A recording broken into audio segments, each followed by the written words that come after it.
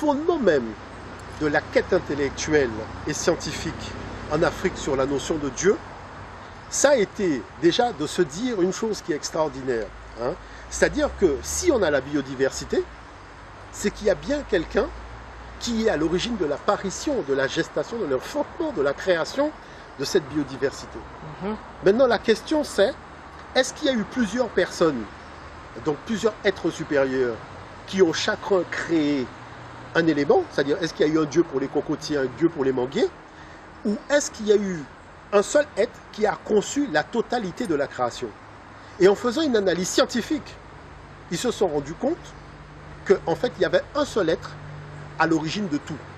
Mais la nature de cet être, c'est que chaque fois qu'il a créé quelque chose, la chose a préexisté à son existence. Ça veut dire quoi? C'est-à-dire qu'on insiste beaucoup sur le fait que Dieu a créé l'homme. Mais ce n'est pas ça qui est important. L'homme a préexisté à lui-même. Ça veut dire quoi? Ça veut dire que Dieu a créé les conditions préexistentielles de l'humanité avant d'engendrer l'humanité. Et c'est ça qui fait la particularité du discours sur Dieu dans le cadre de la cosmothéologie africaine. Donc tout de suite, non seulement ils voient qu'il y a un Dieu unique, ils disent que le soleil, c'est-à-dire la lumière, est la manifestation de la présence, c'est-à-dire ce n'est pas le Dieu, mais c'est sa manifestation. Or, il y a un seul soleil dans le ciel. Donc, deuxième information, on a Midou Netcher, c'est-à-dire les paroles de Dieu, puisque Netcher n'est pas au pluriel. Et troisièmement, on voit les rois qui sont dits Sarah, c'est-à-dire fils de Dieu, noter leur nom dans un cartouche, qui est le chêne, et on vous dit que le chêne représente l'univers. Donc c'est un cercle, d'accord? C'est un cercle. Et le nom du roi est inscrit au centre du cercle. Moi, je pose une question. Quand on fait un cercle, il y a combien de centres?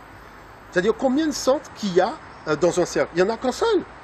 Hein? Donc à partir de là, on voit bien que les choses sont scellées. C'est-à-dire que la notion d'un Dieu unique qu'ils ont appelé Wa, Wa c'est le chiffre 1 en mathématiques, quand on parle de Midou Netcher, donc de l'égyptien ancien. Wa, les anciens ont été jusqu'à appeler Dieu Wa, c'est-à-dire l'unique. Et quand ils ont dit dans les textes que votre Dieu est le Dieu unique, il n'y en a nul autre mis à part lui, c'est une information qu'on retrouve dans plusieurs textes sur papyrus, qu'on retrouve par exemple dans l'hymne d'Akhenaton qu'il a fait à Aton, donc c'est-à-dire la manifestation de la présence de Dieu qu'il a appelé Aton, mais qu'on va retrouver dans la Bible, dans Marc et qu'on va retrouver dans le Coran. Donc on voit bien que l'information qui a été conçue dans le cadre d'une réflexion spirituelle africaine, cette information a servi de base à la réflexion des autres types de spiritualité, et ces autres types de spiritualité disent elles-mêmes qu'elles se sont nourries, c'est-à-dire que le lait, le sein de la maman africaine, ben c'est ce lait-là qui sont venus téter. Et c'est comme ça qu'on dit que Moïse a été initié par Pharaon à la connaissance du divin. C'est-à-dire qu'il est venu téter la substance spirituelle de l'Afrique.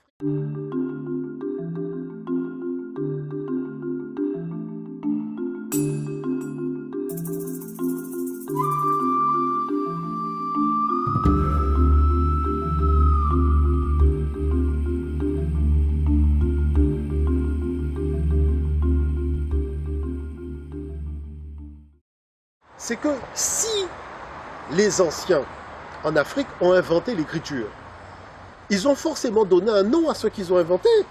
Parce qu'on s'aperçoit que, par exemple, l'Europe, qui n'a pas inventé l'écriture, puisque l'écriture procède des Cananéens, de l'aveu même des historiens européens qui font autorité, je veux parler d'Hérodote ou de Dior de Sicile ou d'autres, ils disent que ce sont des Cananéens, qu'ils appellent des Phéniciens, qui avaient apporté l'écriture à des Noirs qui vivaient en Europe avant l'arrivée des Indo-Européens. Et les Indo-Européens envahisseurs sont arrivés au moment où il y avait cet échange d'informations. C'est pour ça qu'ils disent qu'ils ont appris cette technicité auprès des Pélages, les Pélages qui étaient déjà là.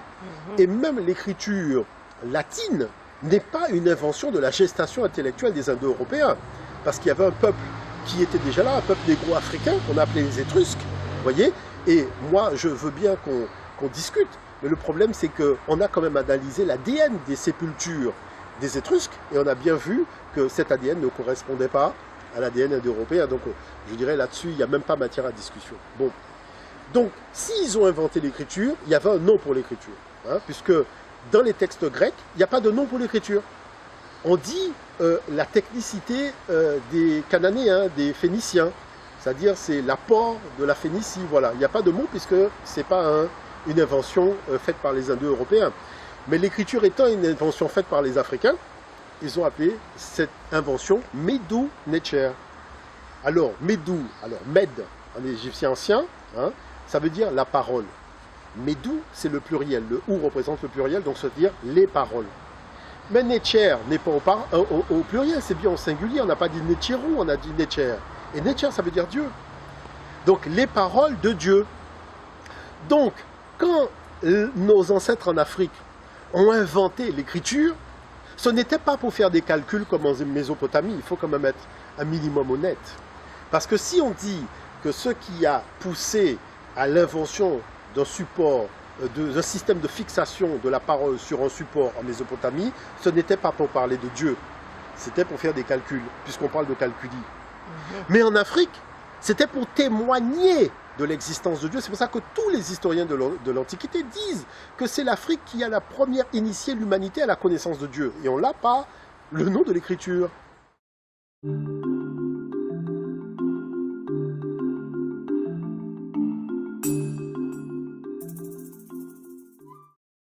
Voilà que les Grecs arrivent en Afrique et découvrent des textes sacrés sur papyrus qu'ils vont appeler Biblus.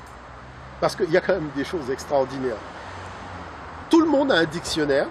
Il y a ce qu'on appelle l'étymologie, donc les dictionnaires étymologiques. N'importe qui prend un dictionnaire d'étymologie, qui va regarder le mot Bible, la définition et l'étymologie du mot Bible, se retrouve transposé directement en Afrique avec la notion de texte sacré sur papyrus. Alors la chose c'est quoi? C'est-à-dire qu'on vous dit écorce de papyrus, c'est-à-dire Biblus, ça provient de l'utilisation des écorces de papyrus. Il faut arrêter de nous raconter des histoires. Le grec qui est arrivé en Afrique a bien vu que les papyrus servaient en fait à la confection du support. C'est pour ça qu'on appelle le support papyrus du nom de la plante.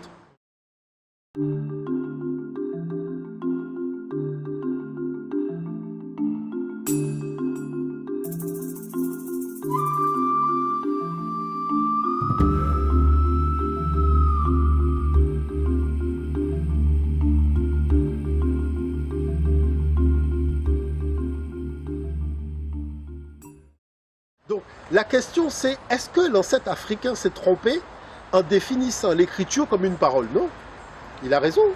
Il a voulu simplement fixer définitivement la parole de Dieu. D'où le fait qu'il est appelé, c'est pas le fait d'avoir fixé qui est important, c'est qui a produit l'information et quelle était la nature de cette information. C'est pour ça qu'il l'a appelé Medu Necher, c'est-à-dire les paroles de Dieu. Et ça, c'est important d'arriver à comprendre ça.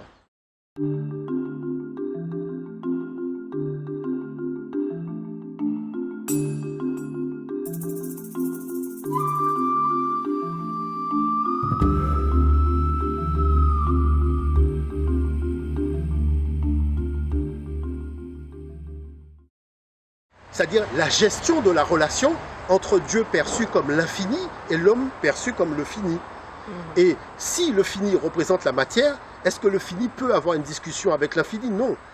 Donc il faut que la part qui représente l'infini dans l'homme, c'est-à-dire l'esprit, engage une relation avec, je dirais, l'infini qui est à l'origine de la création de tous les êtres. Et c'est cet infini qui est l'esprit de l'homme qui doit hériter de l'immortalité, c'est-à-dire de la vie éternelle, tandis que la dimension de la matière, elle est appelée à disparaître. Donc on voit bien que dans le discours théologique qui a été élaboré à l'époque en Afrique, il y avait un sens réel des choses qui servait d'inspiration aux hommes, puisqu'il n'y avait pas d'intégrisme religieux, il n'y avait pas toutes ces problématiques de conflit, et pourtant chaque temple avait sa dimension théologique qui était, je dirais, qui venait en fait tout simplement en complémentarité de la grande pensée théologique qui permettait de cerner Dieu, non pas dans ce qu'il était, dans un aspect particulier, mais dans la globalité de ses aspects.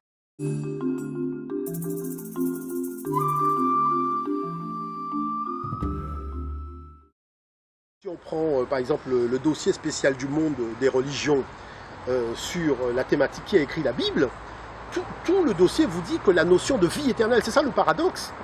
C'est-à-dire que la notion de vie éternelle, la notion de paradis, la notion de ressusciter d'entre les morts, avant le contact avec l'Afrique, personne n'avait cette information. C'est pour ça que, ayant reçu cette information, l'Occident a fait quelque chose qui dépasse l'entendement, c'est le Nouveau Testament. C'est-à-dire Dieu a un Ancien Testament, un Testament du milieu, un Testament de la fin. C'est-à-dire que, on va où là? Dieu, quand il a créé l'univers, il n'y a pas eu deux Big Bang.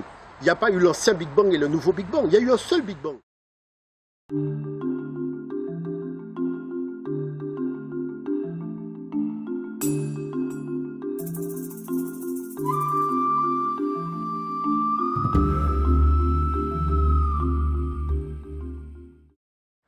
En Occident, tout ce qui revêt de l'ordre de l'importance dans le cadre du fonctionnement de la société occidentale, l'oral prévaut sur l'écrit.